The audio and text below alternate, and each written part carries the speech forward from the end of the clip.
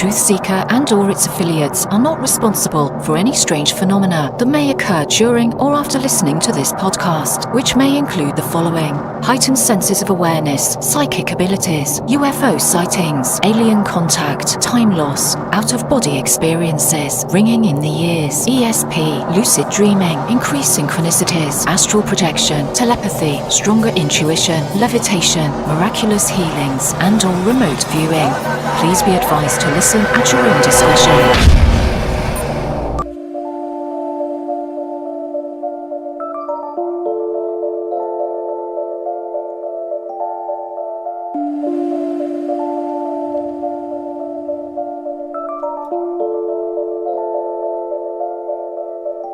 Won't you come and take me away? I just wanna be with you. Won't you come and take me away?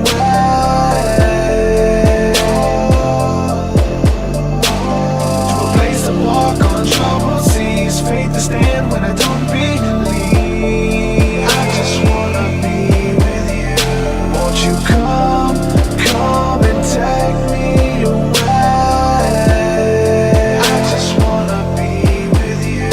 Won't you come? You are now locked into the TruthSeekah podcast. Gargoyles! Psychics! Everything's ungodly! Dark savage! Streaming live at TruthSeekah.com. She's not a Christian! Give it up, y'all. Your portal to the paranormal, esoteric, and all things spiritual. She's tampering in dark-sided stuff! And now, your host, TruthSeekah. Yo, what's up, ladies and gentlemen, boys and girls? I'm TruthSeekah. This is the TruthSeekah podcast. Excited, delighted to be with you guys again for another episode, man. On the live stream, everybody hanging out with us on YouTube, Facebook, Periscope, Twitch, wherever you are listening at to us live, man. Let us know in the comments. Let us know where you're listening at. And shout out to everybody who is listening to this on the podcasting apps as well.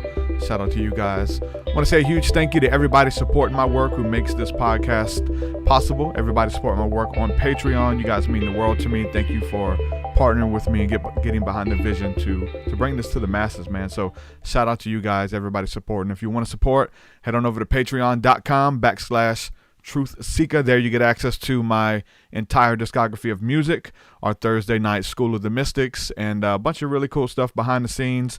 A lot of my guided meditations are there, a bunch of really cool stuff, so check it out on Patreon. So shout out to some of the patrons within the last week or so. Tom Abramovic, thank you, my friend, for coming on. Sheil, what up, Sheil from India? Shout out to you, brother. And my friend Rick, who is a patron now. Shout out to you, Rick. Thanks for coming on. And yeah, supporting the work means the world. Also, if you have not had a chance to check out my book yet, Spirit Realm, Angels, Demons, Spirits, and the Sovereignty of God, foreword by Jordan Maxwell, make sure you get you a copy of that. And if you can't afford it, listen, just go to Audible. The Audible trial link is in the description. I get a kickback, and you can actually get the audio version for free, absolutely free, by clicking that link, and you can listen to me read it to you for 4 hours. So make sure you get it. There's no excuses.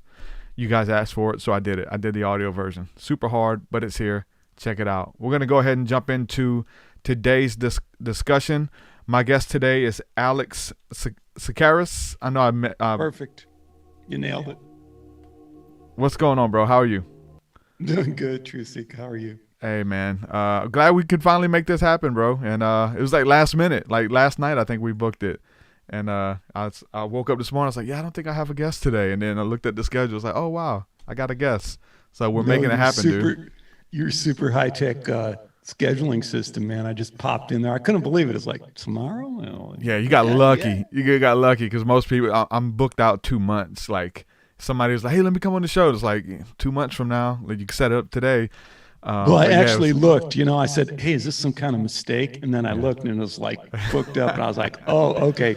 He's just got an opening right now. This is perfect for me. And, I'm a morning guy anyway. So it was great. And I just wish I would have, had a chance to look at more of your stuff, but I did get a chance to look at a lot of it. And we were talking about it. And it's like super, super exciting. This conversation is going to be awesome because I'm super excited about the journey that you've been on and And like I said, when we're rolling into this, talking a little bit beforehand, I mean, for a guy to walk through the fire like you did, and then get out and then say, well, okay, but I gotta go back in because that's where the truth is. Even if I got burned, I gotta do it a different way. But I don't know. That's not my experience. So I thought it was really cool. I come at things from kind of more of a scientific, intellectual thing. That's my bent. But I appreciate the frontline soldiers. For sure, man.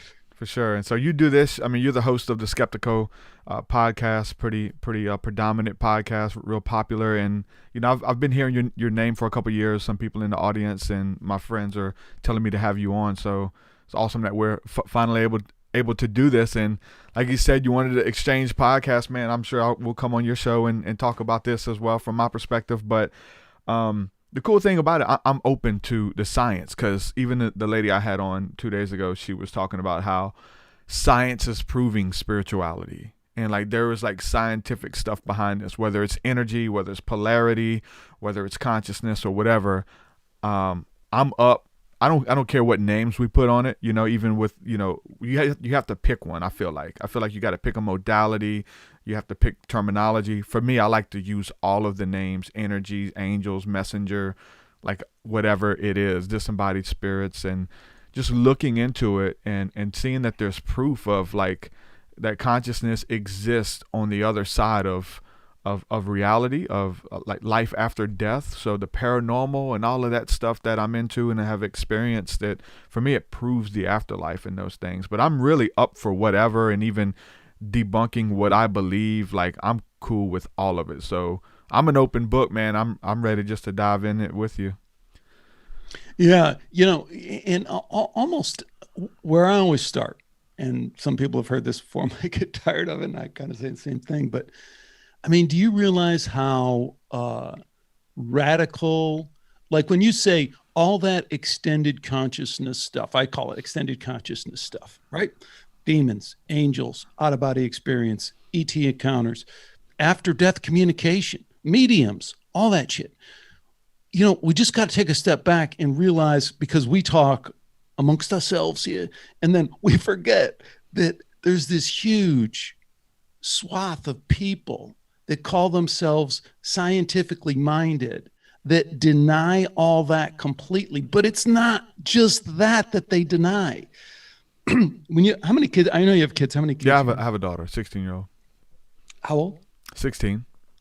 16. So I got 4, and my youngest is 17. So she went through the system, right? Went through the school system. What they drilled into your daughter and all my kids, because they went public school, is that you are essentially, a biological robot in a meaningless universe. There's no meaning to any of this shit. It's just your brain just kicking out this experience. And if anything changes in your brain, then your experience changes. And then if you were to suggest any of this other stuff that you directly experienced, they'd say, well, that's just crazy. I mean, it's just stupid. Yeah. You're just dumb. That's the other thing they'd say. They'd say, you are really dumb. You know that? Because you don't know the science. And they'd then tell you that consciousness is an epiphenomenon of your brain, or an emergent property of your brain, but it's still 100% brain-based. Well, the problem with that is they're full of shit on a couple of different accounts, but mainly science itself has proven that, has falsified that, has proven that that's not true. So that's always where I start, is to say, because I've been on this thing for a long time, and what it took me a longest time, way too long because I've got to slow on the uptake here, is that I believe that that's a game, that is a psyop, that is a conspiracy. The idea that they would perpetuate this idea that you are nothing, meaningless, that your consciousness doesn't exist. A lot of people know in the normie world, know Neil deGrasse Tyson, right? One of the most popular kind of science figures. In my book and on the show, I always play a loop of him saying, what if there's nothing there? What if there nothing is? What if there is nothing to consciousness? And it's like the most absurd idea in the world. You are the one thing right? I know, is that I'm in here, I'm having this experience. I don't know. I don't even know if you're real, right? I don't know if you're a robot, if you're AI. I don't know but I know I'm in here having this experience. So this kind of in your face, scientific materialism, you don't exist and therefore you are meaningless, is a game, is a psyop. And then I just add one other thing, because it's the other key thing of it, is that at the same time, what we're getting, the message is, oh, but Satanism's kind of cool, man. Look at this movie. Look at Johnny Depp. Look at this. Look at that. It's kind of cool. So the two, most legitimate forces that our culture tells us, science on one hand says, no, none of that exists. You're meaningless. And then you got this little wink and nod says, oh no, there's this whole occult world here and you want to get to it. And then of course the other force is religion, which we're going to get into that. We're going to talk about that because I know that's a lot where you're coming from, and I'm not so sure that they're playing it straight there either. So I threw a lot out there. What do you think? Shoot, I mean, you mentioned science and you mentioned Neil Tyson DeGrasse or whatever, and I remember watching just a short excerpt he did. You may have seen this about what happens when we die. And I feel like he tried his best to make it sound beautiful that our bodies return to the earth and we become food for the animals and we blend with the soil and we are in this process, but that's it. And even though he tried to make it sound so beautiful, it scared the hell out of me. You know what I'm saying? Even though I don't believe that, but to hear him try to articulate it that there's like annihilation kind of thing. You don't exist anymore. There is no more consciousness. That's a very scary thing. And so you mentioning the science, the scientific community saying there is no God, there is no afterlife. It's just energy. We're here, we're gone. If our brains shut down, it's over kind of thing. But then religion, on the other hand, and humanity's plight and all of this stuff, we're trying to prolong or feel comfortable with the inevitable is that we're going to die. So we know religion has to kind of cater to this fear of death. Jesus came and defeated death, and we will live again in the kingdom of heaven, and you'll get on a solar boat and go into the Summerland with the Wiccans, or whatever you believe. There's this idea of that you're okay with what happens when we die. And then the scary thing is, just to be the skeptic, is like, what if all of that is just man's attempt to conquer death, this thing that is inevitable, and that nothing happens? Like the fear, even though we have our religion, we have our beliefs and have our faith, all of that is still lingering with the fear that Neil Tyson DeGrasse is right and you don't exist, and the best thing that happens is the animals come and eat your flesh, or whatever he was talking. The ants come and consume you, and the grub worms and all of that kind of stuff. So it's like we're trying to find reasons to be okay with our lives. And even you're talking about the occult and the elite, they're trying to escape death as well. Like they're trying to live forever. They're taking blood out of their bodies and putting the blood of younger people into their bodies. They're like trying to freeze their brains, and I mean they're doing all types of things with science to escape the inevitable. From a religious standpoint, I say, because I think they want to escape some type of judgment that is coming for the wickedness and things that they've done, and we'll get into that as well. But yeah, this idea that we get to escape death or whatever, and even religion, just to kind of pacify you through those fears. Yeah, and where you ended right there is what I was going to jump on, is fear, right? So if you're trying to control somebody, your go-to is fear, right? Yeah, for sure. That's what we're living in. That's the world we're living in right now. COVID. But that's the button, man, that you hammer. So it's funny how you went through the whole circle there. So, science, religion, that's what they're going to do, man. They're going to, they may start open, but it's irresistible. Anyone who wants power and control, it's the fear button is irresistible, because every time you push it, it works. Yeah. Yeah, I always say when it comes to religion or God or anything, like if you win them over with fear, You got to keep them with fear.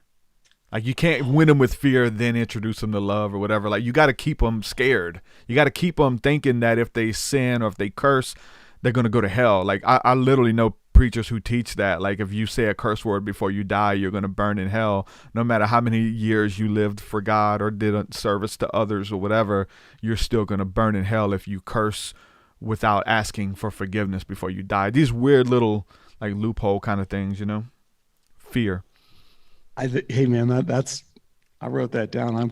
That's a keeper for me. If you win them with fear, you got to keep them with fear. Yep. And you know, I was raised kind of in the Greek Orthodox Church, just fear from the beginning to end. There was none of the love, you know, of the born again, you know, the kind of thing. But you know, since then, when my kids were coming up, you know, we tried. I mean, I was never a Christian, but we tried like, okay, you know, maybe there's some sense of community, or how do we even tell them what we believe? It's too, you know, just go down to the corner church there.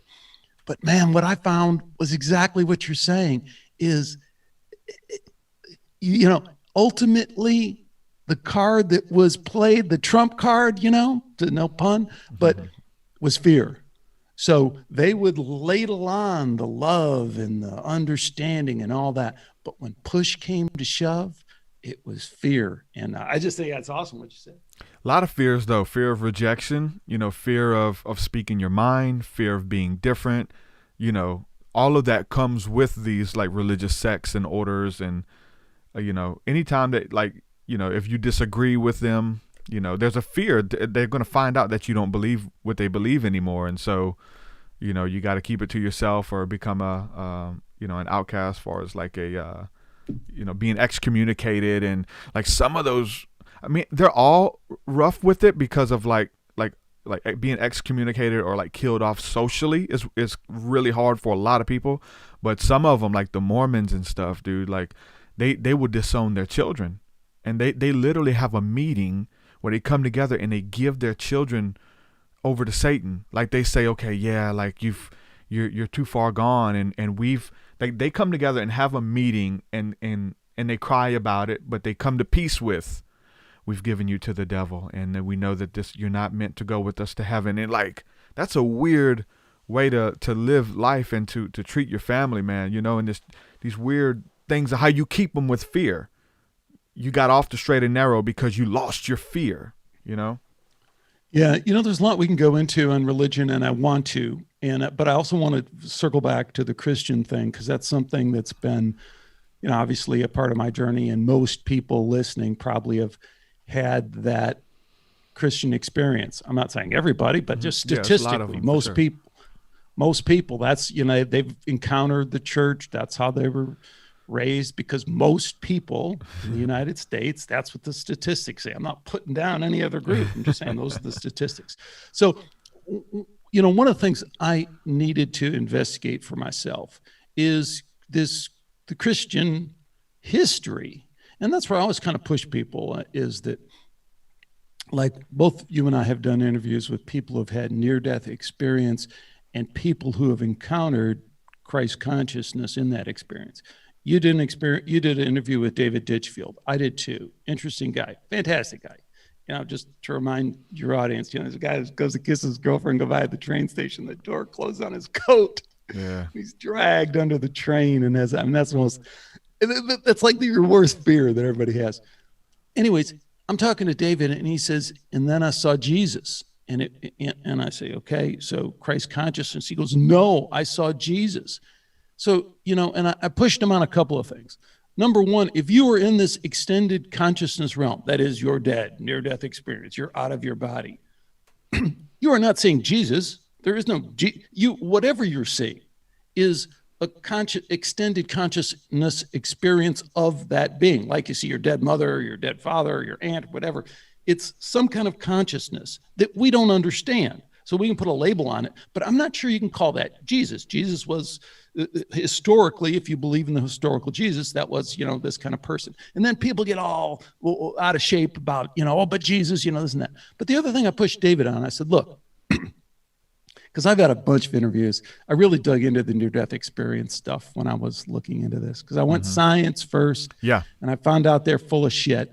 And one of the ways I know that they're full of shit is because the near-death experience science, where doctors have gone into hospital and looked at people who have cardiac arrest and have done peer-reviewed science on whether or not they should be having these conscious experiences where they can say, yeah, I was up above my body and I saw that doc, you had 2 different colored socks on. You must have been in a hurry this morning. And the cart that you wheeled in had these orange things on it. And I thought they were really funny. And everyone's going, there's no way you could have known that. I go, well, I knew it because I was, right there.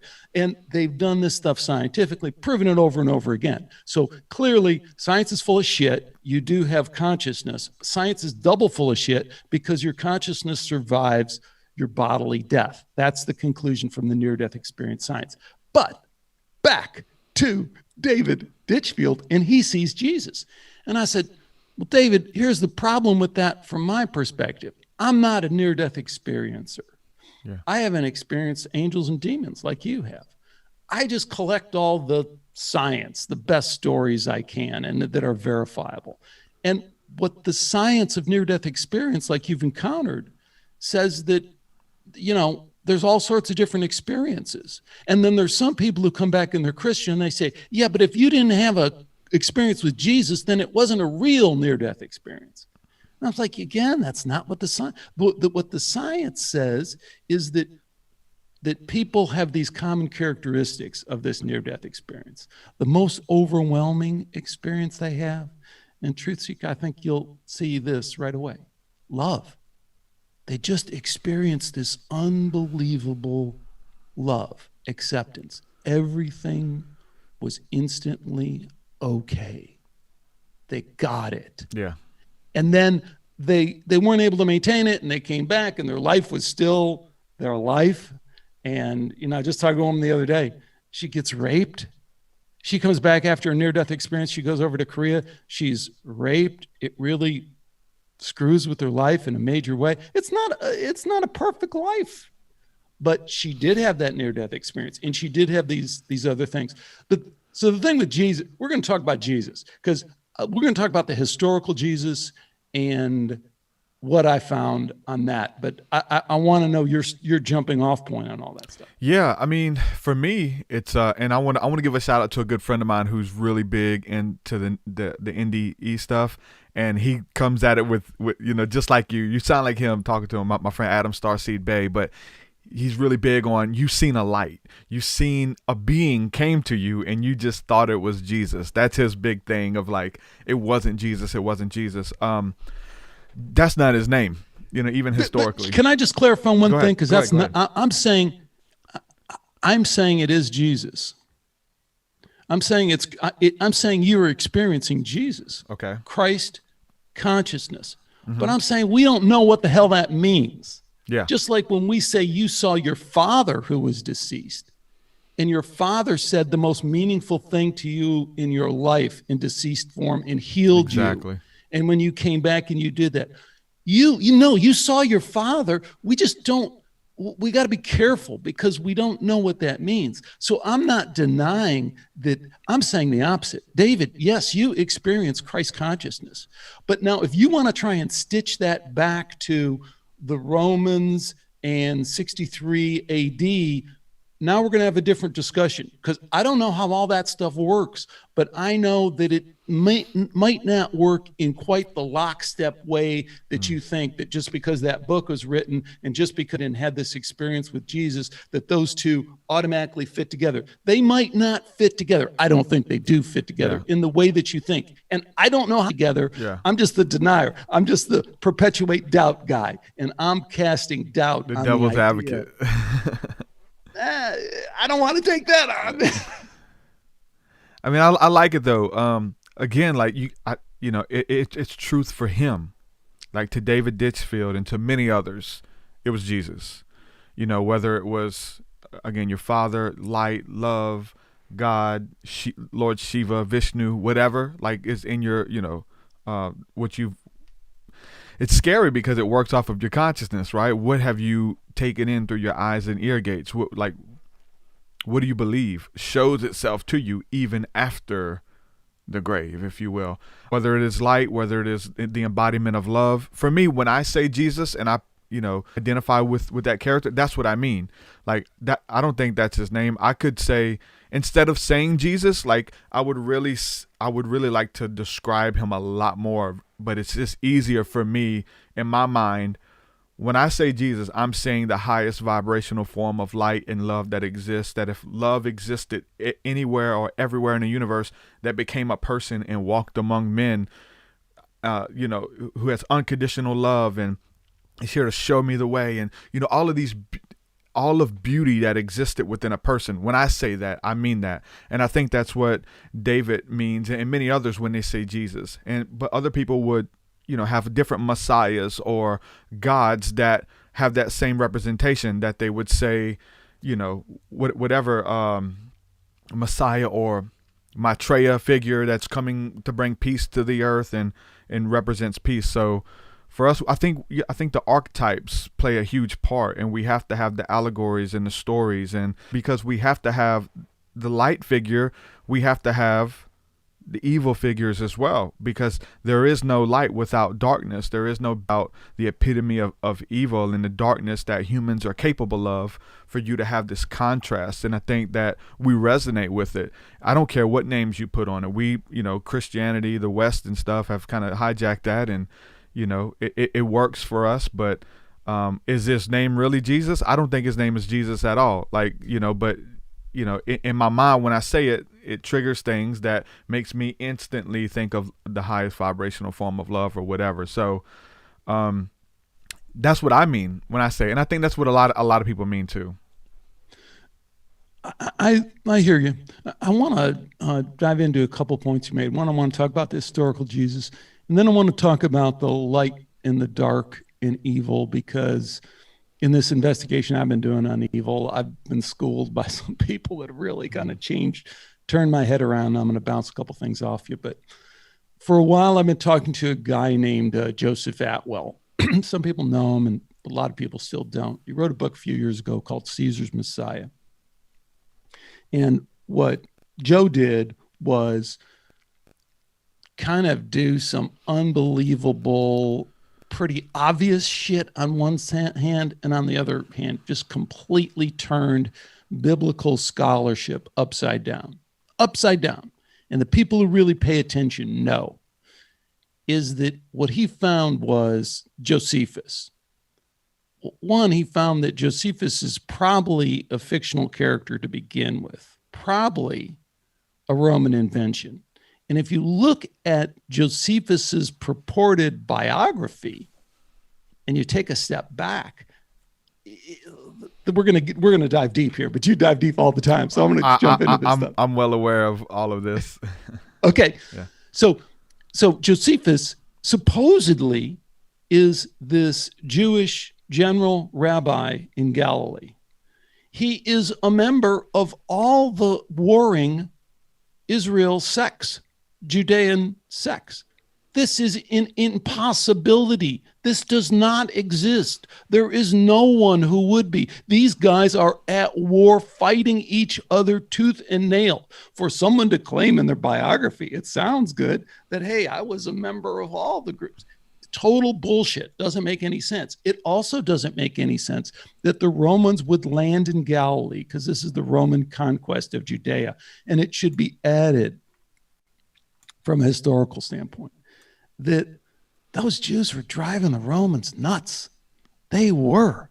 I mean, it was a little skirmish here and there, but they just couldn't get them under control like they could all their other territories. So even though they weren't that big, even though it wasn't that important to them, they finally got fed up and they were like, this is ridiculous. We can't. But they did not have an affinity for Judea because they just wouldn't go along with the program.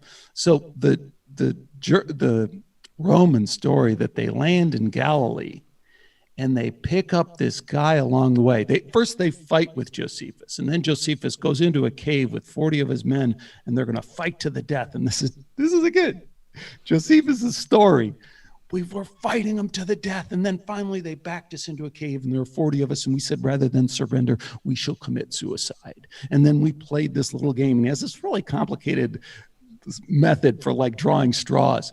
And he said, and it got down to the last 3. It was me and 2 others.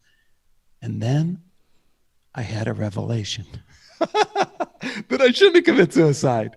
That in fact, and here's this revelation that's really significant, is that actually Caesar, the Romans, the people I was fighting, they were the Messiah. He was the Messiah.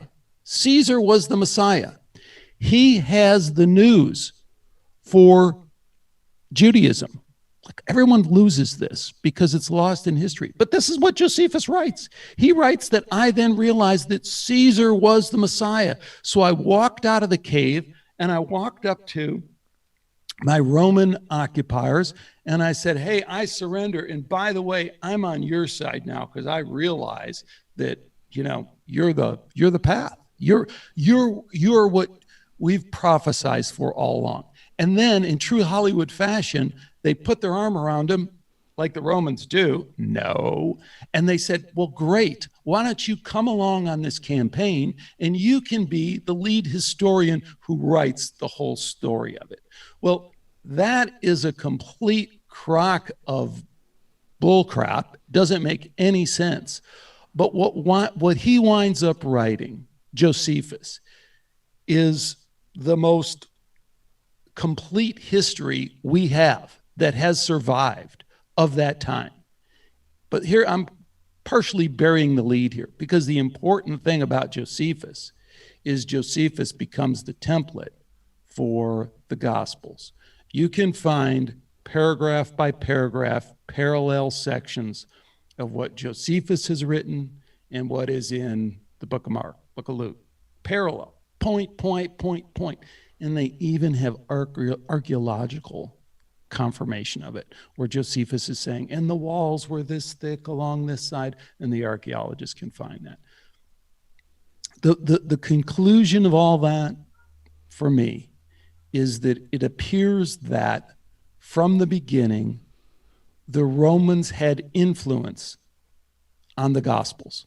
This doesn't mean that they wrote it, doesn't mean that the Gospels aren't real, doesn't mean that we can't get great spiritual truth from it, but the Gospels are pro-Roman, and they're pro-Roman for a reason, because that's what they do. That's what everybody does.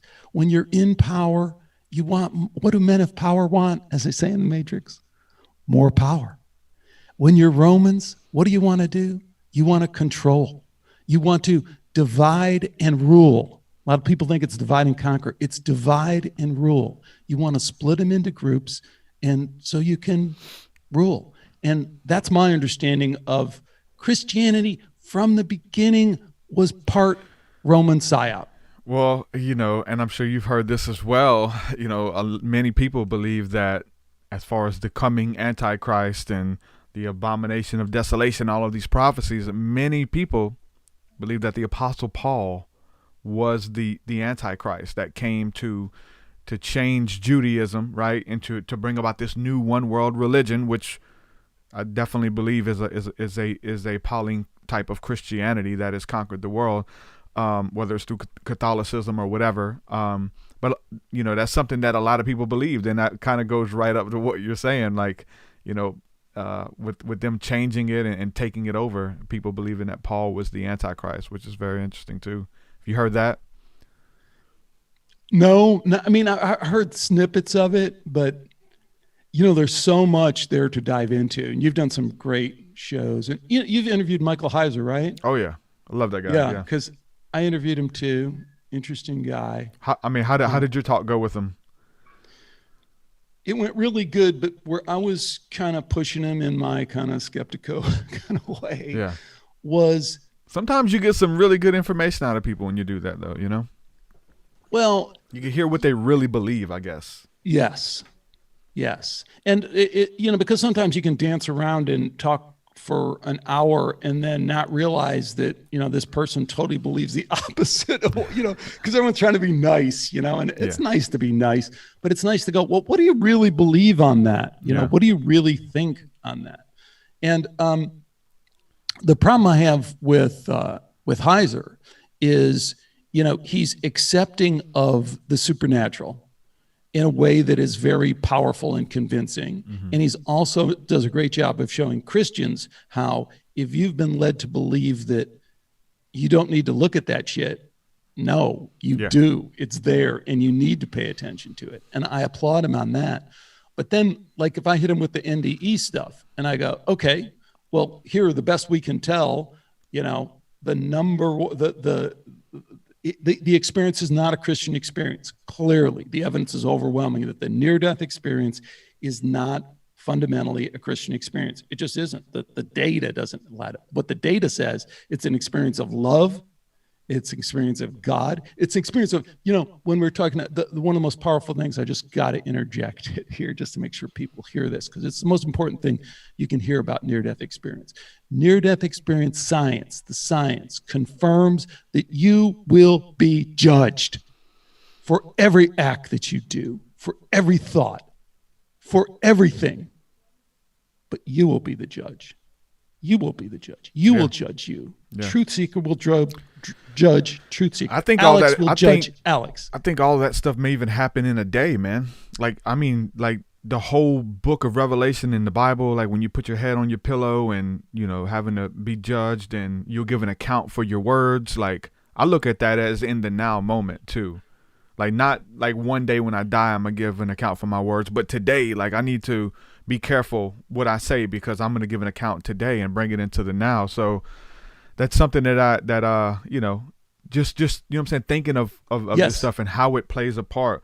But there's a huge shift there, isn't there? There's a huge shift from what we're taught and what we're saying. I mean, if you're judging you imagine you had all the best, most loving people around you hugging you and saying, it's okay, man, it's okay. And you're saying, no, I'm now faced with judging myself and this is how it looks. Yeah. What if, because that's what's coming through. Not that there's anyone angry at you, not that there's anyone putting you down, not that there's anyone sending you to hell, not that there's anyone pulling your body apart.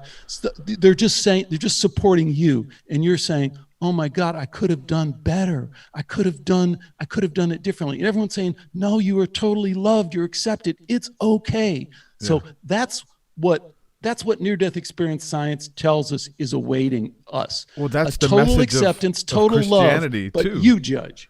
That's the message of Christianity, though. Like when you get into the New Testament, you find a lot of this stuff. And I got a friend of mine who is like, you need to interview him if you want to go deep into this. But his whole thing is about how you receive a new conscious. Is that like you're like okay with it because your conscious was this consciousness of condemnation, that I'm not good enough, that I'm a failure, that God hates me, my friends hate me, I'm a failure, whatever, understanding that a lot of us carry, that going through the scriptures was like you receive a new conscious, that your conscious was washed and clean, and now you're accepted and now you're loved, and you go from this. But like the whole thing is this transformation of the mind to understand love and acceptance, and allowing that Christ consciousness, energy, power to change your thinking from being a reject to being someone that God smiles at every day, kind of thing. And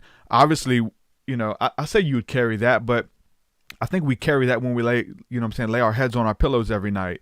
The sins, if you will, the bad things that we've committed, that we have to live with ourselves. And some of us, the Bible talks about like, having your conscience seared with a hot iron because you keep doing this bad stuff over and over and over, and now you're okay with it. Like it's okay, it's normal for you. This is your new normal, as you say, like to do this, and you're not even, your heart's not pricked by it anymore because it's who you are and you're okay. So this life, it's like a daily life review, man. You know what I'm saying? To be okay and to make sure that you don't have what we would call sin.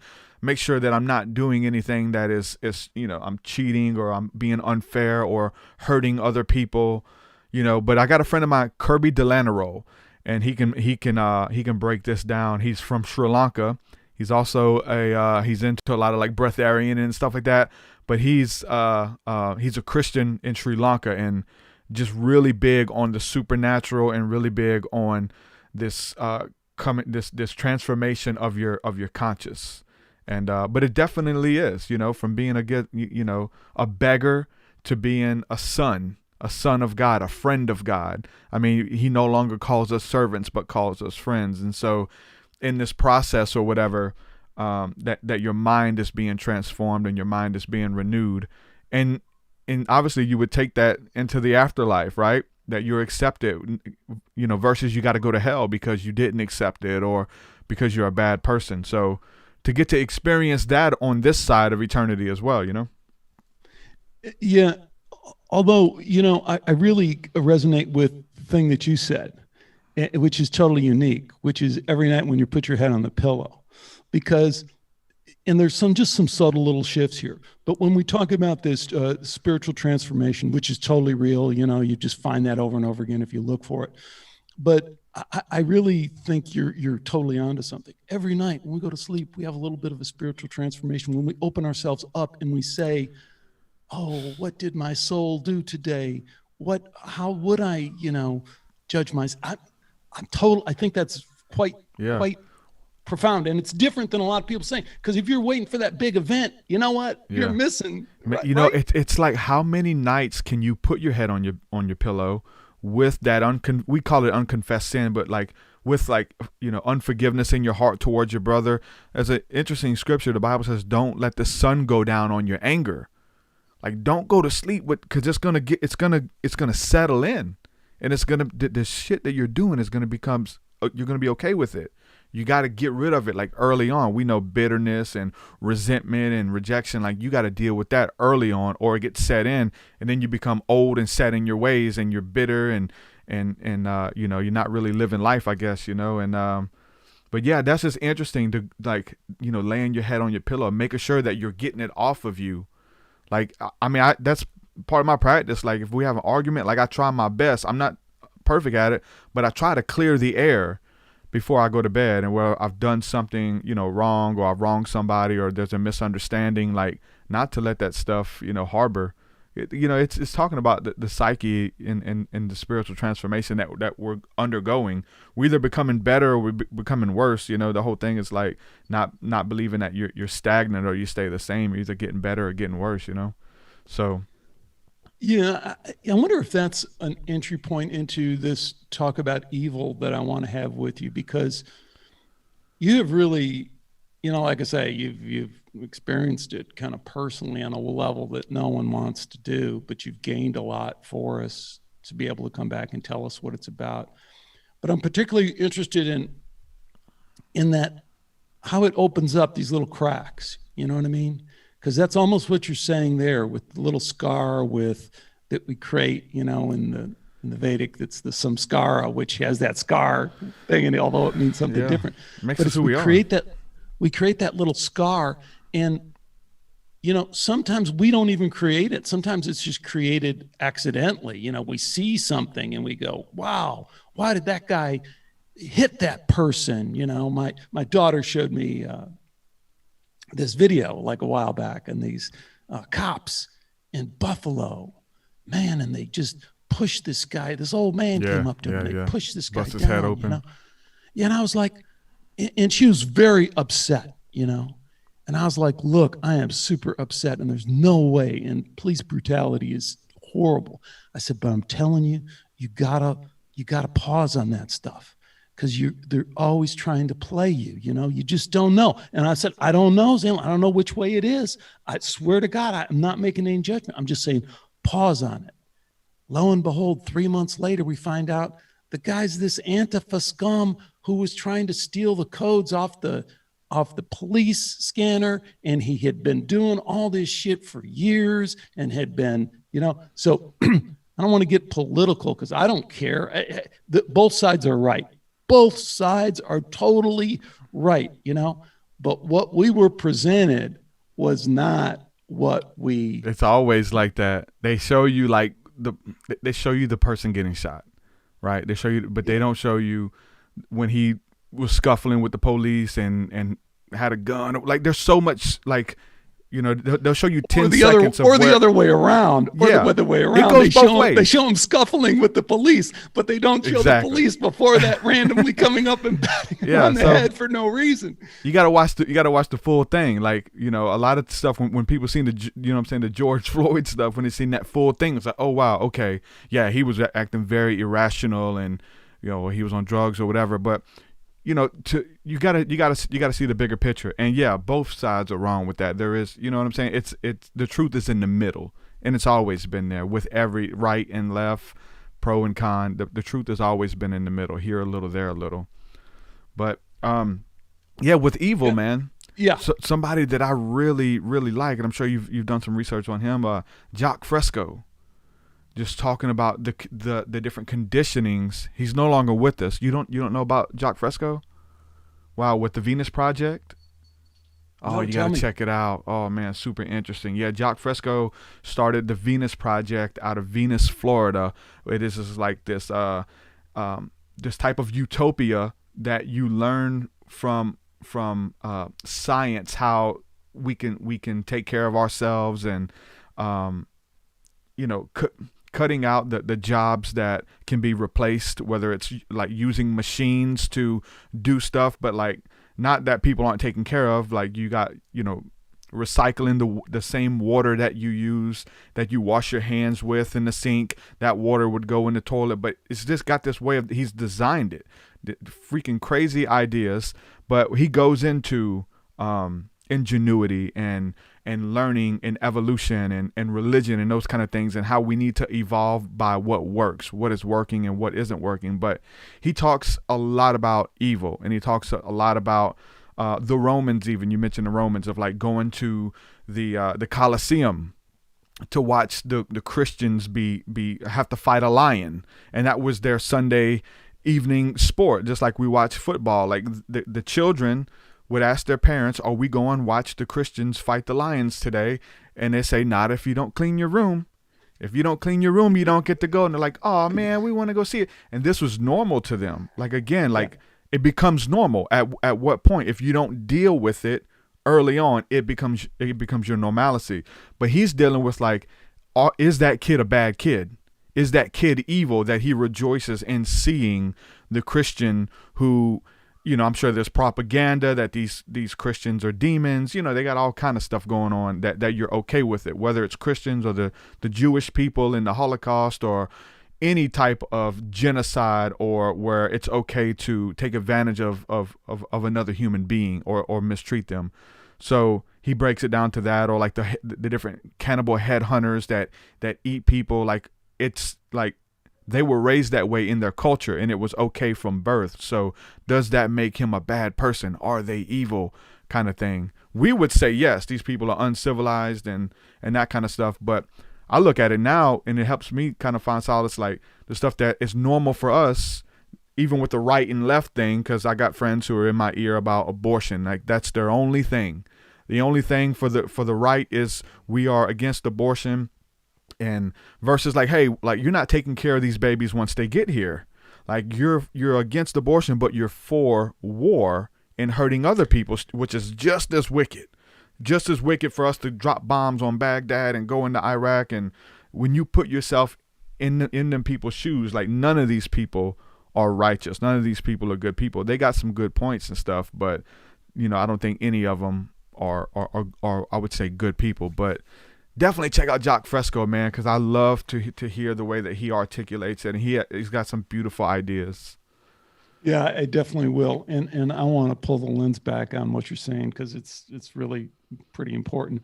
I just had an interview, I think a week ago, with Whitley Strieber. Wow. Whitley Strieber. I've been going back and forth with him for years now about getting on each other's podcasts. You might want to try now, because he has a new book out. Okay. And these guys come out and they talk when they got a new book and stuff like that. And I will definitely send you the contact information. Yeah, I've got all this stuff. We go back and forth all the time. Yeah. Okay. What I can send you, though, is the person who's doing the publicity for the new book. Okay, great. So that's awesome. Always the way, right? Yeah. They bug him, Then they bug him and say, "Go do this," and he goes, "Okay, I'll do that for me." Anyways, we had a really good chat, but like a lot of people don't know this story, TruthSeekah, but he's 9 years old. He's living in San Antonio, Texas. His parents, his dad is intelligence, military intelligence, Air Force, who knows? They got a million of those different things. He doesn't really know that at the time. He finds that out later. A guy comes and says, tell you what, we got a program for gifted children like Whitley here. They take him into one of these MK Ultra programs. This is Whitley Strieber. This cracks him open, in the way that you say you were opened up to demonic spirits and you had invited them in. You had created that opening. Well, people who know MK Ultra, and MK Ultra, it was our attempt, our government. You want to talk about right wing, left wing? Screw all that shit. Throw it out the window. Our government was weaponizing the exploitation of children in order to crack open dissociative identity, split personality, because then we could somehow, we didn't even understand the mechanics of it, but we could somehow crack open that consciousness and then do some manipulation. This is Whitley Strieber, folks, in San Antonio, Texas, 9 years old. And he tells a story. The only way he got out of the program was he had to go to the hospital. The other kid from across the street, his best friend from across the street, and his sister, their lives were destroyed. He said that guy lived the rest of his life in the house till he was 54 years old and died. Other people I know who got in that program, their lives were destroyed. This is MK Ultra. We have documentation on this. This isn't like somebody making up a story.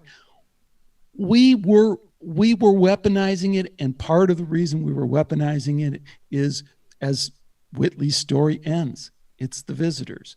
We got freaked out because the visitors are in this extended consciousness realm, and they seem to have these powers and capabilities, and they seem to be operating, and they seem to be looking for these pathways into us, which relates back to your point from don't put your head on the pillow without that taking care of that, because that's how those scars are opened.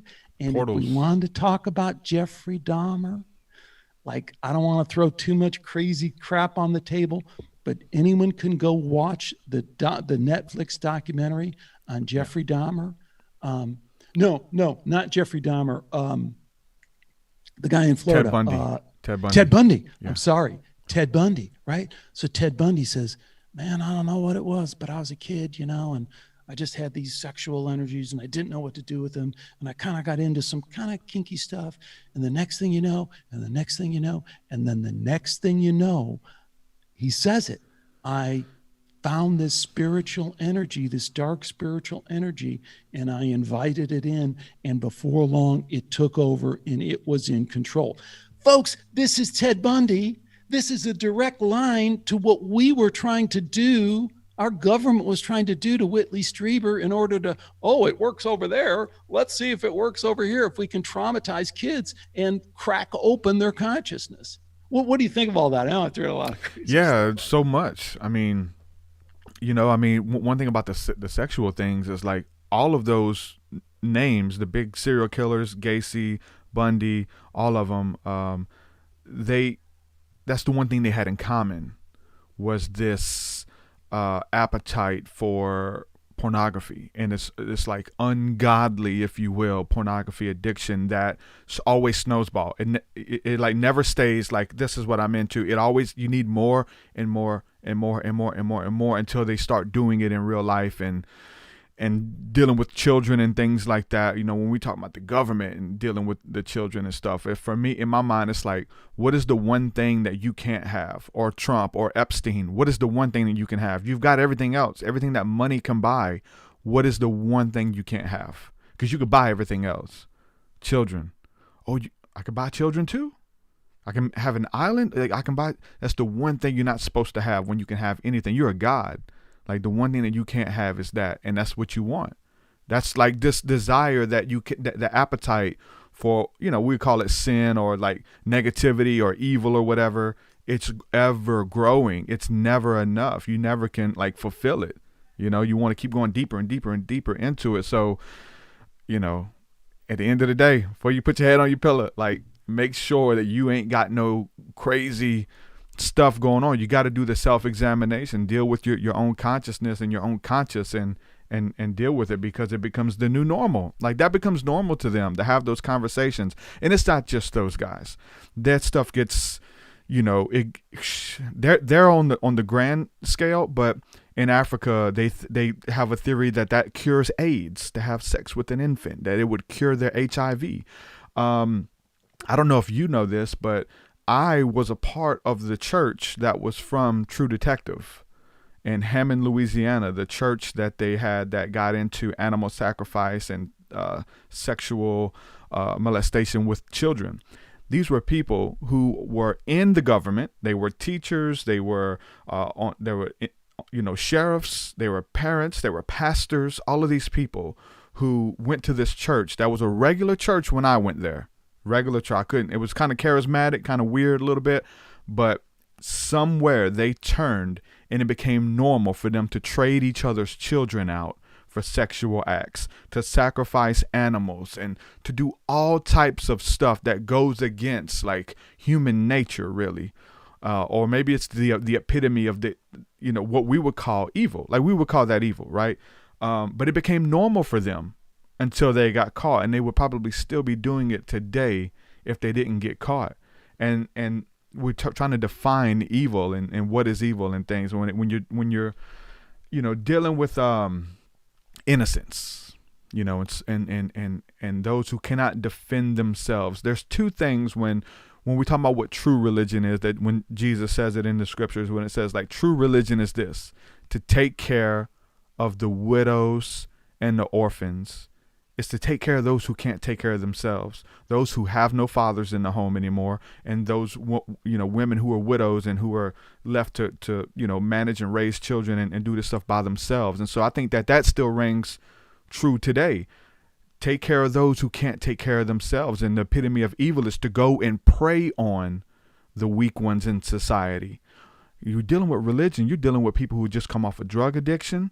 They're easily, swayed. You can tell them anything. Most of those people in religion, especially early on, are weak-minded individuals that need to be told what to do. And then when a preacher or somebody tries to take advantage of them, to me, that's the epitome of evil.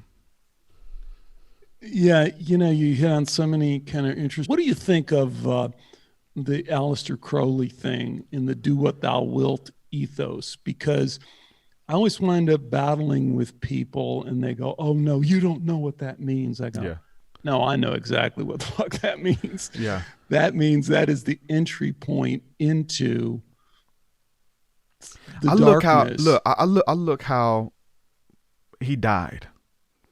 In those pictures and him just cracked out of his mind. So I know some people who practice, Thelema and stuff like that. And they would say that was like he was in nirvana. He was in bliss. He escaped the matrix, but he was cracked out of his mind. He had opened himself to all types of entities and spirits and unspeakable acts, and, that just cracked his mind open. And, that's my worst fear, especially coming from that background of coming with like trying to communicate with entities. And like, I experienced that in just a little bit, a couple weeks, maybe. It wasn't long, but to think that would be my end result. Like, listen, I don't want to follow anything that this guy's teaching, honestly. Who can we point to that has made that work? Everyone kind of point to them. They all. Well, you got the big guy now. What's his name from the West Memphis Three?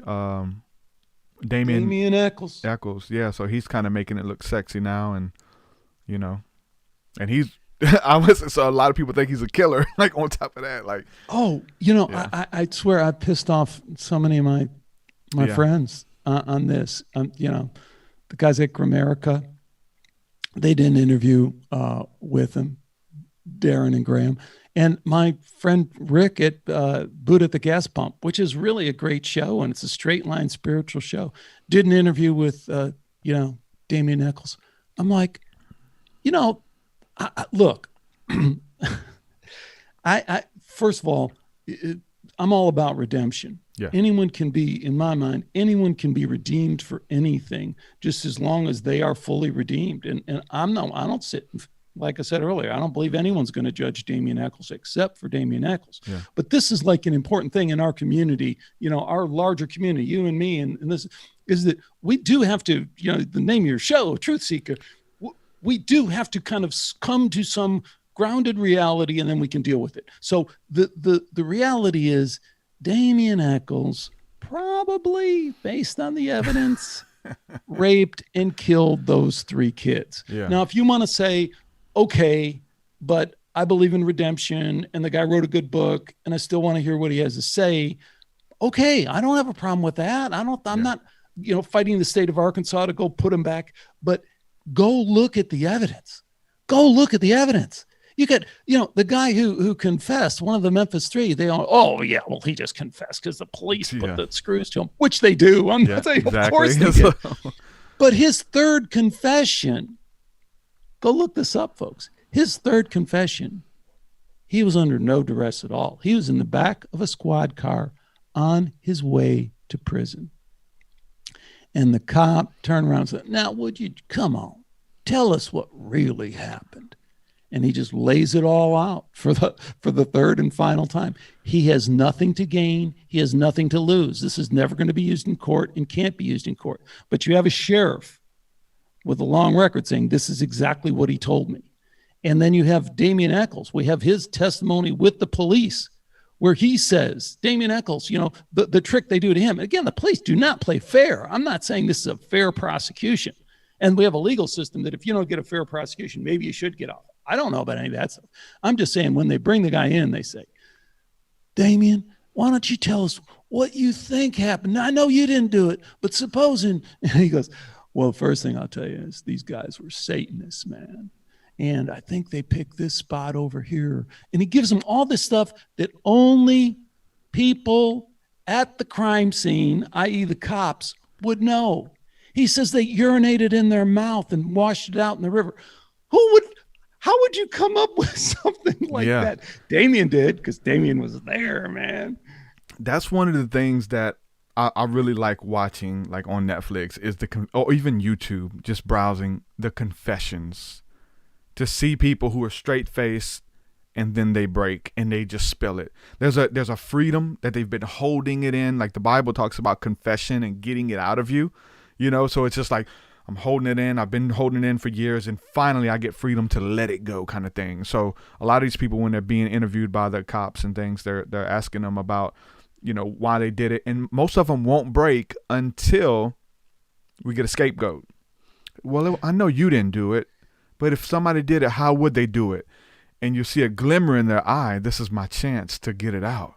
Well, they would probably do this, and they tell you exactly how they did it, but they have to have that scapegoat, which I talk a lot about in my book, The Scapegoat. We got to have someone to blame. Jesus is known as the scapegoat, the sacrificial lamb of God that takes our blame, right? Well, once we have, and that helps us to find redemption because we can blame it on somebody else, The Whipping Boy. I know you remember that book from back in the day, like you do wrong, but someone else gets your punishment.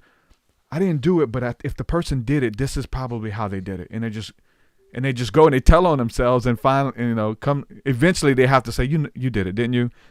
So we have your confession, and then we just got to link you to it. And finally they say that it was them. It's crazy. And the larger point that you were making, we have to get back to, because people do have a sense of this now, and it's been outed with the whole Hollywood occult thing, but I think people don't understand how subtle it can be. Like the other thing I've been hammering on about lately, and I'm not a Christian, again, remember this, folks, and I know that you are, but like the satanic panic thing, it's like satanic panic. Everything's satanic panic. Damien Eccles, satanic panic. Yeah. The guy's practicing Satanist and Creola and all that. But here's the one that I'll just throw another little story out there in case your listeners haven't heard this. Like if you talk satanic panic, when I first talked to my wife about it, she goes, yeah, but what about McMartin? My wife's forensic psychologist, super smart. She's awesome. And she's the mother of my 4 kids. Oh yeah, but what about that McMartin's preschool where they took those people and they threw them in jail wrongfully, So I was like, I don't know. I've just heard a little bit about that. And I don't read a book by a Brown University professor called The Witch Hunt Narrative. And you know the first case in McMartin Preschool? Now, don't Google this because you won't find it. You go to McMartin Preschool and all you'll find is satanic panic, satanic panic, satanic panic. But the way that started, there was a boy, Matt Johnson, 3.5 years old, from McMartin Preschool, and is complaining about what his teacher did to him. He's 3.5, so he can barely talk. And he reaches around, he's hurting in his butt, and he's bleeding out of his butt. So his mom freaks with the story and he's bleeding. She takes him to the pediatrician. The pediatrician says, well, this looks like sexual abuse. We better take him to UCLA. They race him over to UCLA. And the guy says, this looks like sexual abuse. We better call in a specialist. And the next thing you know, they're calling in the cops. And the cops are going, this kid's been sexually abused. Where does he go to school? And then they start interviewing McMartin Preschool parents. And that's how they get all the stories. And that's how the case is made. So, just put a pause on your satanic panic. I'm not saying that there isn't hysteria, satanic hysteria, and people wind up wrongfully convicted. Most horrible thing in the world for you not to do anything and wind up being convicted in jail. Most horrible thing. I get it. I totally get it. But there was some real shit going down at McMartin Preschool. Yeah, behind the scenes. And I have to just even look back at my childhood, like some weird scenarios of second grade and stuff, and the teacher, I feel like it's so weird because it's such a blur when you're that young, and it's hard to even figure out, your parents just push you out and you got to go to that classroom and that's it, and every day, and you're young and trying to make sense of stuff and trauma. I remember this guy, his name was Mr. Sharkey. This guy, and one thing I do remember is that he let all the kids rub his face because his stubble was coming in because he didn't shave, and he had 5 o'clock shadow, and he was he made it a game, having all the little kids rub his face, going, oh, that's weird, little black kid in his face, and I feel like he had this thing, I know he would take us behind this curtain in the classroom.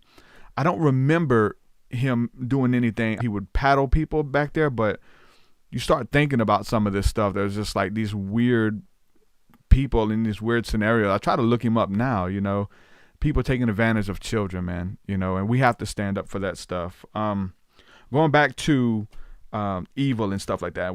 I heard you mention it just on some other stuff, and then COVID and stuff where we're at right now.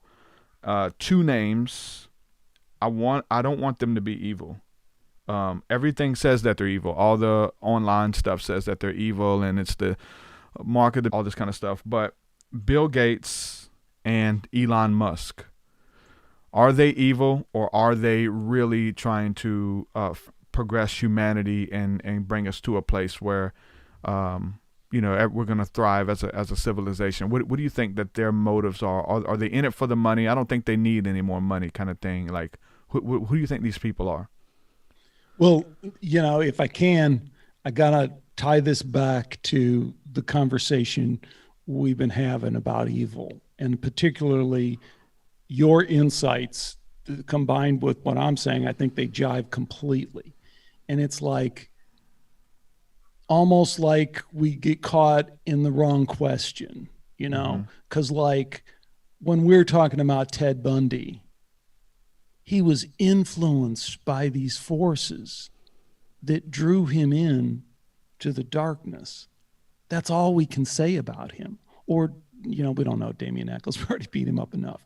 But that's different. In your personal experience, what you talk about is being drawn to the darkness rather than the light. But the light was always there for you. All you had to do was ascend to it. So I can't imagine that Bill Gates is any different. I can't imagine that anyone we could name, the worst person you can imagine, is any different. And the one thing that I did want to circle back on that you said, that I want to offer my model of the lightness and the darkness. Because when I got into the evil thing, I had a guy who listened to the show, awesome guy, and he's in my book because I interviewed him. And his name is Dr. Tom Zinzer. And he's a clinical psychologist from Grand Rapids, Michigan. And he worked for 30 years with a lot of people who had experienced horrific trauma A lot of them were satanically, ritually abused when they were little kids, And he said, no, you got this all wrong. He goes, there is evil, but evil is the forces in that spiritual realm that are trying to pull you towards the darkness. The darkness isn't evil. The darkness is just darkness, man. It's just what is. It's like gravity. But in that larger framework, it's all about light. There really is only light. There's not like these competing forces of, who's going to win the light? It's the light, man. The light can't lose. The light can never lose. The light creates the shade, the shadow, the darkness, so that you can, in this journey, exactly. But the light is all there is. The light is always there. So I don't want to get in. I'm going to sound more Christian than you are before the end of this. Yeah. But the point is, Bill Gates he's battling, man. He's going through that battle. When he puts his head on the pillow, he's no different than you and I. He's just making bad choices after bad choices, and his heart is being scarred, and his soul is being scarred, and he doesn't know a way out of it. It's like Ted Bundy. He couldn't get out of it. He didn't want it, but he couldn't find a way out of it. But even with the evil stuff, if we was to look at, I'm a conspiracy theorist at heart, and I try to stay away from it for the most part. I don't try to get into a lot. I try to stick mostly spiritual, but looking at, this agenda of the elite and things like that, and the Illuminati, or these people who run the show. I do believe in a shadow government. I do believe that there's a world domination, United Nations, being controlled, and there's things. I believe that there's things that are scripted and things that are like, all of this was planned. Even our presidents were planned, even when they were born into this kind of stuff. That's what I believe. But if there is a shadow government, if there is this thing that's happening, 9/11, that there's people who allowed that to happen, or orchestrated it, or set it up so that the consciousness of the people would rally behind going into other countries, that we can pass the Patriot Act and we can take away more freedoms and put up more cameras and all of these things that we were okay with in their mind, right? At the top, this top people we would call evil. You killed my uncle. My uncle was in that building. You killed all these people that were close to me, and I was supposed to be at work, and we have these connections. They're looking at a bigger, grander scheme, that we have to kill off so many thousand people in order for us to sway the consciousness, to pass all of these new acts and things like that for the greater good of our agenda, to bring about whatever it is. That's the scary thing. What it like to move from one level to the next, and people be considered evil. Were there other ways to go about doing these things? Even if COVID being, covert stuff, were there other ways to do it that makes them evil? Do we have to kill off, are they, the Georgia Guidestones? We can't we've made a pact with entities, or you want to think of, like, we can't let this earth populate over so many people. So we've messed up and we got to keep the population down. Let's kill them off with COVID. Let's do these controlled disasters, even, controlling weather and tsunamis and all of this stuff that we have to, that's the depths of the conspiracy theories that control, and these people, our leaders, are killing us and allowing this stuff to happen. Bill Gates, Elon Musk, those kind of people would be in on that. Are they evil people because they allow this stuff to happen, or meet behind, the shadows to talk about this stuff and to do it, or to allow it? That's why I think your work is super duper important, because what you just went through right there is, you said, hey, I'm naturally drawn to these conspiracy theories because they make sense of the world in a way that is completely being denied by, that's just ridiculous, just totally fake. And this makes sense. But on the other hand, you said, I lean towards the spiritual, and I am with you, brother, 100%. I lean towards the spiritual, but I'm always looking towards the larger the larger conspiratorial thing, because it's the only way to make sense of the world. Now, I would connect this with one thing that I said and one thing that you said. One thing I said is Whitley Strieber. Whitley Strieber, our government put him to the Air Force base, when they did the MK Ultra program on him, they tried to crack him open. He was 9 years old. That was government. That was 9/11. But was it evil COVID. Though? Like it was evil to Whitley. Hold on. So then where I would connect that with what you said, which was kind of new to me. I kind of knew some of the Mormon story, but like you added a great little tidbit about they get together and they formally say, okay, I guess we're going to turn them over to Satan.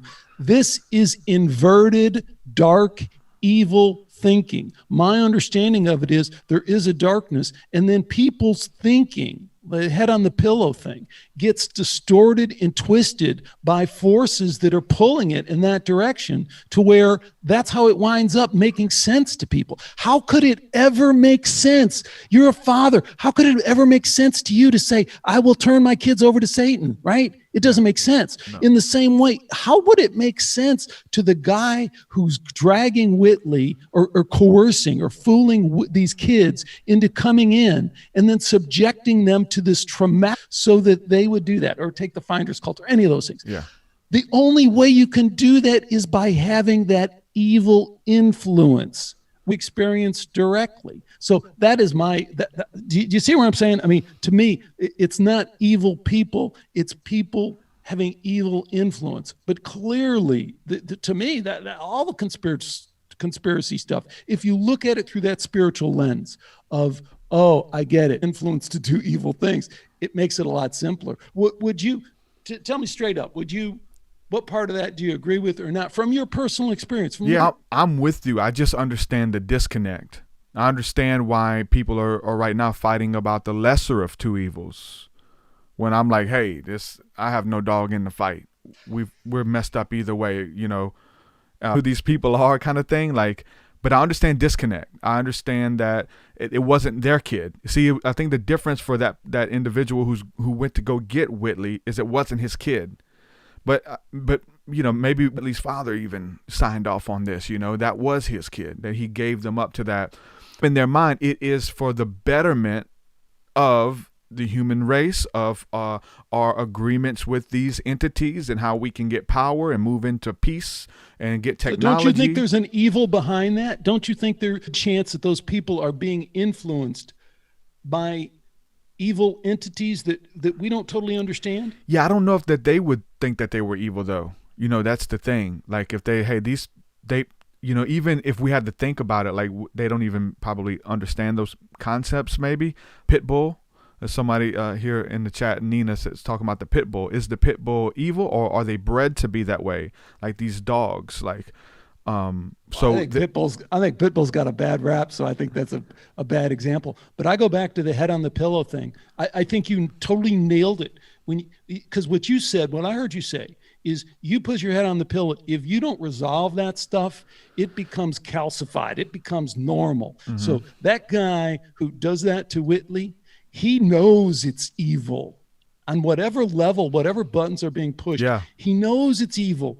But he's now made it his routine, Yeah, well, that's like, whatever's going to happen with moving forward, and whatever crazy conspiracies might be real would be us looking at the police officers who work for this and the military who are like genuinely decent, good people. But when the boss says, hey, you got to go kick these doors open and you got to drag these people out and force them to take this vaccine. And even that's a what if. That doesn't exist right now. It exists in our minds. But what does exist is us going into Fallujah and kicking those doors open and grab those children and wives and shooting the husband because we think that he might be Al Qaeda. Like that, literally, there's footage of it. It's sick to think that. And like these are good people going in. Again, it comes down to the disconnect.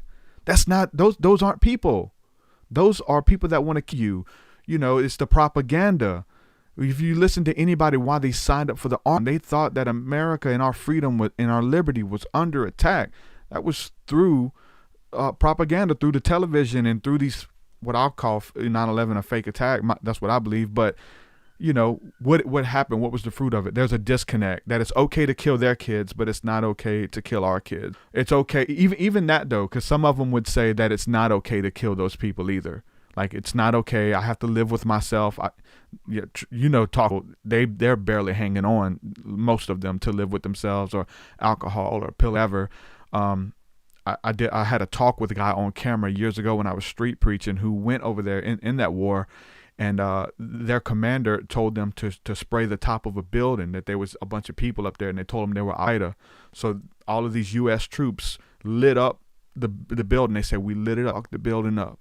They went up there to go see who they killed. They killed nothing but women and children up there. There was no men. They killed nothing but women and children. This dude's trying to live with himself now that he's back home. And so the disconnect at that moment, that these are bad guys up there. These are people that want to hurt me. Like, whatever, we have to lie to ourselves. I have a friend of mine who killed his friend in a drunk driving accident. And he was drunk. Everybody knows he was drunk. He was a teenager when it happened. He beat the case only because they didn't breathalyze him, because it was an accident. They barely he was hurt bad too. And so he beat the case and didn't do hard time because he wasn't drunk. To this day, he is himself so that he can lay his head on his pillow every night that he wasn't drunk. Everybody knows that his friends despise him. They don't like him. You killed him. You were drunk. You were irresponsible. You needed to own up to it.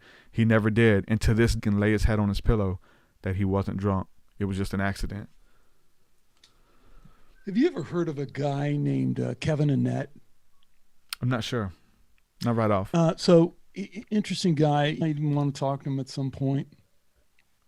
A lot of people, I love him because a lot of people just hate on him. A lot of people say he's, this or that. His story is undeniable. He's a minister in Canada. He's got like his dream job because he's got his own little church. And he takes his family, his 2 kids, and he moves in there. And they go, hey, you got to start building the church up, So he looks around and goes, hey, there's a lot of these native people here. None of them are at church. Let's get them. That's a great, and I'm believing, social equality. We should be talking to these people anyway. So he starts connecting with this is Vancouver, Canada. He starts connecting with the local people. And one of the first guys he goes and becomes friends with, the guy he's talking to him, and the guy's just staring out the window. And then finally he says, that's where they killed my brother and buried him. And he's looking at this school, because in Canada they program where they would force the native kids, the Indian kids, into these schools, and they were killing them at astronomical rates. So Kevin gets into this story, and he's a Christian minister, and he wants truth and he wants justice, and he thinks that when he goes and tells his superiors, oh my gosh, we gotta minister these people and we gotta help these people, and they're like, you're fired. You shut the fuck up. You don't tell anyone this. No, just quick end story here. Kevin is instrumental to the fact that 20 years later, the Canadian government acknowledges that this happened, not like some made up thing. They had to acknowledge it. They had to pay, but they put together this phony baloney Truth and Reconciliation phony frickin' that said, oh, well, we're not going to name names. We're not going to convict anyone. Why? Why can't you name names? Why can't you? Kevin has sworn testimony from a woman who observed the headmaster school taking the leg of a piano and beating this young Indian kid to death, saying, we need you to play the piano on Sunday. Don't you worry about that little squaw that just got trashed. This is but what sprung that story to mind was your point.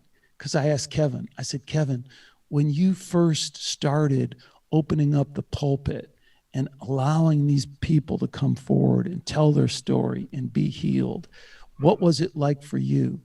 And he said, to be honest with you, I didn't feel it very much. I only felt it when they came and took my kids, because they eventually went through this plot of they funded a wife, got her to take the kids. He was homeless. He said, then I felt it because it who had felt it. Before it was someone else. And even though I was trying to be empathetic, I was trying to do the right thing. And I think it's so true what you're saying. When we don't experience it, it's not our kids. It's a hell. It's scary how easy it is to just go, turn an eye. I mean, dealing with Iraq and Iran and all that stuff, like, we see the headlines and, suicide bombers was on the train, and all this kind of stuff, and they're just killing random people. Like, I try to put myself even in their shoes. Like, what if we were here? Like, what if that went on here? What if China invaded us and they were at our stop sign, like my stop sign? What if there was a stop sign that they harassed me?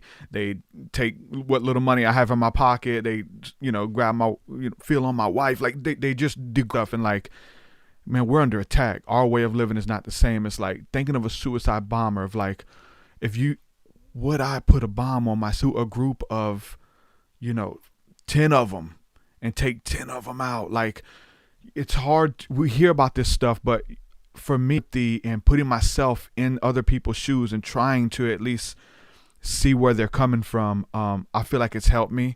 You know what I'm saying? To be more compassionate about people and to see like both sides, not to be one-sided on anything, whether it comes down to belief or helping people or whatnot. It's trying to put myself in their shoes. Feel like, what if it was my kid? What if it was my kid? What if it was this? What if it was me? What if I did it? What would I do? What if I killed my friend? Like, yeah, I'd probably do the same thing. Like, I'd probably tell myself that it wasn't me, that I wasn't drunk, and it wasn't my fault. You know what I'm saying? And even though everybody says it is. And so we have this thing where we have our own narratives, and every narrative is true, even if it's only true in our own minds. And so we have to, because we have to put our head on our pillow at night, you have to change the narrative, even if it's just for you, and what we did was righteous and it was a noble cause that we had to do this for my country, and I would do it again, damn it, whatever it is. And so a lot of what we would call evil happens, but people have to live with themselves, and they move into denial. I want to reemphasize, because you've made that point now a couple of times, and it's so key. I think it's what the warrior part of this, the truth seeker warrior part of this, is that putting your head on the pillow, because we're, contrasting that with the one thing I don't like about the Christian narrative is that, born again, oh my God, we all know it, I went down there and oh my God, see my sin.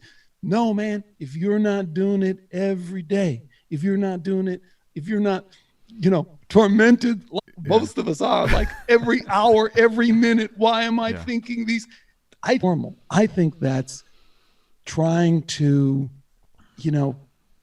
get clean in a way that I respect. I think, and I don't think it has to be a battle. I think it can be at the same time just letting loose and saying, I don't have to take things so seriously. I can laugh at myself, ego. I can laugh at my situation. It's not all doom and gloom. It's not all evil. Of course I'm forgiven. Of course, just have to do better right now. But that head on the pillow thing, to me, is so central. It's what I will take away from that, from this whole thing, which is that, because that is it's a contrast with what we're told, that it's not an ongoing process. You'll be saved in the future, or, Yeah. Well, even with that though, it's like, the disconnecting is other people's children. Like that same grace that sinner has found in church or in God or whatever near-death experience that they've experienced, a lot of them and they take it and they walk in that identity and it's new. But when your enemies, receive that forgiveness or same grace isn't imputed towards them, the Muslims or whoever it is that you don't like, and you find that with people, because we talk about the subject of hell, and there's a lot of Christians who are even like coming to the end of like not even thinking that hell is even in, like according to the Bible, and just addressing the idea that there's almost this I told you so aspect from a lot of Christians who like they want, obviously you want sin or bad people to be punished or have to give an account, but they want people to go to hell. Like I remember trying to like talk people out of the belief in hell, and they're they're holding on to us. I want your enemies to be punished with hellfire forever and ever and ever. Like, where's the grace? Like, you know what I'm saying? There's just this, they want to play God, and they want to make sure that retribution happens and takes place. And it's pretty, what is evil? Like, that's pretty evil to not want the same grace that was shown to you to be shown to those people. Because in all reality, you didn't do anything to even have this change of heart. Like, you, like physically, what did you do? I went down to the water. Okay, now you just, if you go down to the water a sinner and come back up, you're probably still just a wet sinner. Happens every Sunday. But what happened? What kind of change happened in your heart? That's available for everyone. But I don't know, this kind of like things to happen to your enemies too, you know, because there's a disconnect. They're not, you know, they're not regular people. They're different. Because they represent something to you, you know.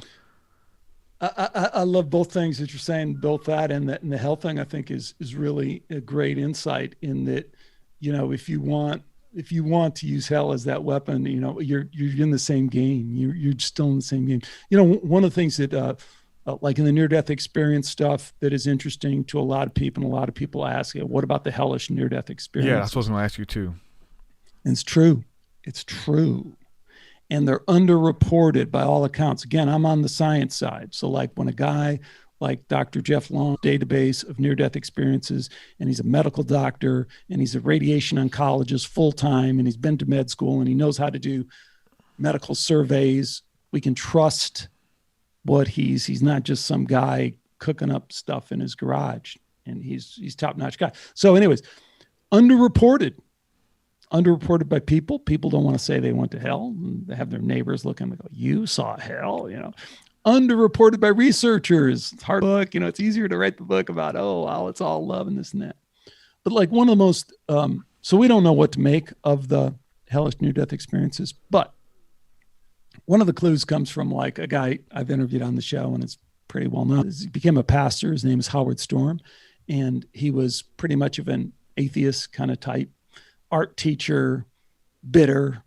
His kids, he had a group of kids, students. He was over in Italy, has a heart attack, dies in Italy, has a near-death experience, and he is cast into hell. And he said, it is the worst of the worst. Exactly. You can't even describe it. He says, the stench, the horrible sounds, and the sights, everything that you imagine hell to be, he experienced. Then he says, I saw a tiny, I don't even know how I noticed it. It was a speck of light up in the corner, but I was drawn to it, and I looked at it. And as I looked, it grew and it grew and it drew me to it. And it was the light of God. It was the light of consciousness. And it drew me out. And he had this incredible experience. And he learned what so many people in near-death experience, what's the stuff we're talking about? This is really about doing the right thing. And he was sent back, and he choked, and he was transformed, and he's walked the walk, you know, he's lived a different life. He was transformed by that. So he has a Christian in that. Other people have had other experiences similar to that, and they don't have a Christian overlay on it. But to me, that's what hell is about. No one judged Howard Storm. When everyone in Howard Storm's experience was his experience. When he got to the light, it was all like, hey, it's all okay. We didn't put you down there. You put yourself there. You wanted to experience that. You wanted to feel that. All we've ever wanted for you is love. You, Howard, are the one judging you. You are the one creating hell. You are the one, all that. So I think what you said is just so right on. It's like, find yourself wanting someone else to experience hell. You're saying you want to experience hell. That's what you're saying. You want that you're not worthy of it too. Like a lot of think that they're worthy of grace because they still, even though they are forgiven and they are a Christian now or whatever religion, they still don't feel like they deserve it. And they still feel like, Dahmer, you know, who became a Christian in jail, who says, I still feel, I'm scared God is going to judge me. Like he still had that fear that, man, I ate people, you know, even though he's forgiven, he believes Christ and the scriptures and God's love, he's still, that fear is still there that God's gonna judge me. I mean, the guy that I was talking to who shot up that rooftop with the women and children, he was drunk, but he was crying, God's gonna judge me, man. God's gonna judge me, man. He was scared to death that when he crosses over into eternity, God was gonna make him pay. Let me add to this. And again, I have not had a near-death experience, but in some ways, because I can just look at this stuff kind of objectively. But I want to clarify, because what that literature, what that science says repeatedly when people come back and organize and try and sort out, what's the most common things, I was kind of incorrect. It's not so much that you won't be judged, right? Because you judge yourself. But that process, they say, is incredibly painful. If you want to fear something, fear it, because it's incredibly painful to face, because what they say invariably is that you now experience everything you did from the perspective of the other person. Yeah. So you now, that child who got shot on that roof in Fallujah unexpectedly, because you were just looking forward to your birthday coming up, and you experience the full pain of that, every bit of that. You experience it. No one's judging you, man. No one's putting you. It's your soul. But yeah, you will experience it. I feel like, I believe in judgment. I believe in judgment. That's a good thing, right? That you have to be judged, or a life review. And the difference is, I think, that those who are really introspective, and for me, I use, the Christian narrative or the Bible and things like that to help me be mindful every day and stay in that self-reflection, that you got to do it. You have to do the work. You have to be purified. Some people even believe in that you pass through for a period of time to burn out all of those impurities and things that can't go to the higher densities of the heavenly realms. The Christian, not just the Christian, the mystic, the Hindu, the Muslim, most people who are truly drawn to religion for the spiritual aspects have made the decision to do the work here. Like, I'm going to do the work here so that when I do pass into eternity, listen, I've already, made penance. I've already come to a good understanding and forgiveness of myself. And I've offered forgiveness to my enemies. I hold no grudges. I bless those who curse me. I am free from your judgments, from my own judgments, so that when I do cross into that veil of eternity, I won't have to be judged, because I'm judged daily. I welcome it. Yeah, and even if you are, the one thing I pull up short on that is the bargaining kind of part of it. It's like, no, whatever I face, I will experience, I will atone in whatever way that I don't understand. Yeah. And I almost see it as I prepare myself to face that. And I don't shy away from it. I don't need to clear the record book, anything. It is what it is. Yeah. Well, I think even subconsciously, though, that, I talk to, the majority of the type of people I talk to are like psychics and healers and light workers and Christians. And the majority of them come from a broken background, whether they were abused or they abused people. And now they are atoning as the light worker, as a healer, as a psychic, as someone who's trying to connect people with divine and help people find forgiveness. Like, they're like trying to undo a lot of the wrong and the hurt that they've done on this side of eternity, because there is that remorse. Even if it's unspoken, I don't even think that the majority even would identify and say, yeah, I am helping people now because I've hurt so many people in my life, or I'm really big into thief. I used to steal, and I'm trying to make penance or whatever by my works or by my actions, which is commendable. So I find that narrative and that theme in many of these people's stories, and even my own, right? I identify it within myself of like, I think you go through that stuff that it makes you who you are. Like, we would have no healers. We would have no priests. We would have no, obviously we would for power reasons and people who are like genuinely in it, for the right reasons. No, I perfectly said. Yeah. So, one thing I wanted to run by you too, just on the science aspect, it kind of, and I think at the end of the David Ditchfield episode, I think I brought this up, but I recently watched David Blaine on Joe Rogan. And so he talks about like defying death. And he talks about like, what was it, 14 minutes without air underwater, and teach Joe Rogan that he can teach you how to, once you move past that place of you feel like you're about to drown, like you can go like 4 or 5 minutes past that, and body's just like reacting. But he talks about through the lack of oxygen and a couple other things, that when your body is deprived of oxygen and you're about to shut down, that the pineal gland that releases DMT that creates this euphoric, experience where he's talking to people that aren't, he sees beauty, he sees flowers, he feels lighter, he feels like he's in heaven. Like when the body is about to die and you're about down, like he's at the brink of death, that the pineal gland like tricked itself and got it ready to like cross over kind of thing. And he sees the light, and all of that stuff. And so for me, the near-death experience is like, I couldn't help but think of putting 2 and 2 together. Let's talk about this. It's like, man, he's describing a near-death experience that something that these people are experiencing when they die, or the brain loses oxygen, or whatever it is, something like that, to really be that skeptic and want to, that's how we get to truth, is really being the skeptic, Totally. Super important kind of topic.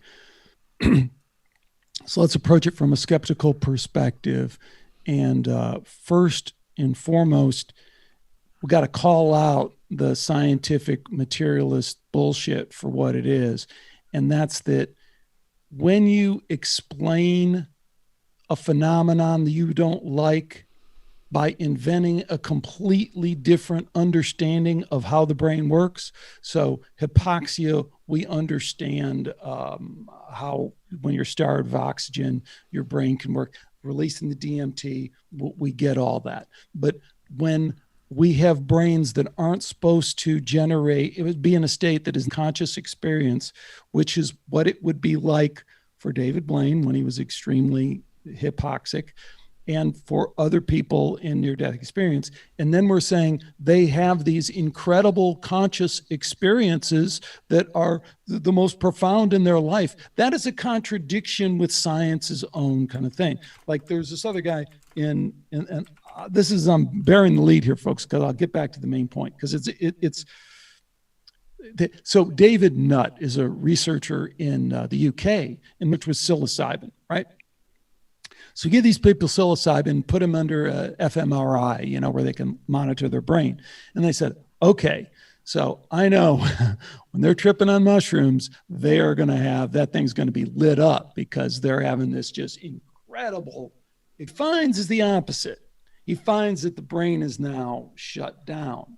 So it almost fits this model. I'm not saying this is the model, but that conscious is this infinite experience, and that our brain is somehow filtering, funneling, preventing it from coming through. And then certain experiences, chemical experiences, like psilocybin in this case, can say, open up the valve, and now you're getting all this stuff from the outside. So that's one possible not saying it is. It would also be a possible explanation for David Blaine, right? Release of DMT. Now there's more experience coming in from the outside, even though medically from our neurological model of consciousness would say, no, it's not supposed to work there. So it's interesting when skeptics turn it around and use a case that really totally submarines their complete, you're a biological robot in a meaningless universe. It submarines that, and they turn it around and say, there's proof that near-death experiences aren't real.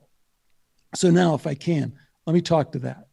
Because what is emerging from all of this, your research, you're talking to all these people, and mine too, is that there are these extended consciousness realms that seem to fit together in ways that we don't totally understand. So when people are having ET encounters, and again, if you don't like that, too bad, but it's in the New York Times, it's all over everywhere. It's just, it's outed now.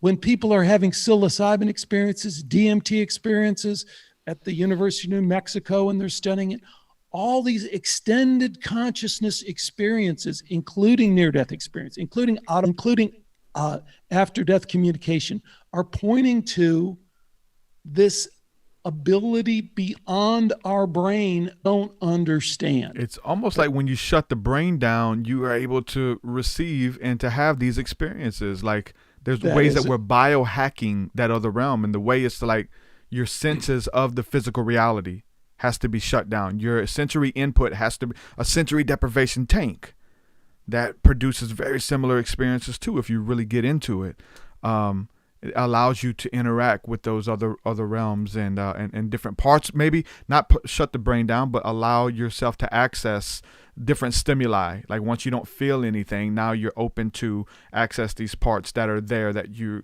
can't when you're sitting in a chair and you got clothes on. All of this, the things that's dealing with. Sometimes you can though, right? Because sometimes you can. Sometimes you hear this, and I'm sure you've heard this with some people you've talked to, is they're walking down the street and suddenly they have a Kundalini experience and boom, they're shot outside of their head. It wasn't associated with anything. So we don't understand that. And just the one thing I was going to add that, like, here's a little sciencey thing that you want. There's this woman, a doctor in the UK. Her name is Dr. Penny Sartori. And she did a great little study that kind of puts all this NDE stuff, makes it pretty concrete. She went into a hospital and she said to people who are in the cardiac arrest ward, I'd like your permission to interview you when you're going out of the hospital. And what she knew is that some of these people were going to have heart attacks. And she wound up with 30 people who had heart attacks and had to be resuscitated, right? So they're dead. They're clinically dead. They're clinically dead. You're resuscitated.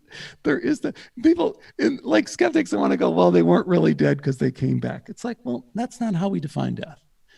How we define death in the medical literature, in science, is we have this criteria for when you're dead, and then you're dead.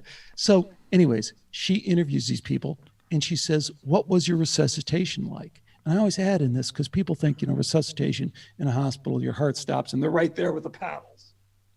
No, they're not. It takes 2, 3, sometimes 4 or 5 minutes for them to rescue. During that period of time, your brain is shut down. Medically, you are dead. And then she asked people to recount their resuscitation. And they went to the people that didn't have a near-death experience, and they go, what are you talking about? I was dead in my resuscitation. I was dead. I had nothing. I'd known nothing. She went to the people that had a near-death experience. Oh, no. Here's exactly what happened. They wheeled me in here. They tried the paddles. The paddles didn't work. Suddenly there was a guy. They go through it step by step. So from a medical standpoint, this cannot be explained. This is very solid evidence that consciousness survives death, which is the conclusion that every near-death experience researcher, I should say almost every near-death or the real researchers have come to. So I think David Blaine is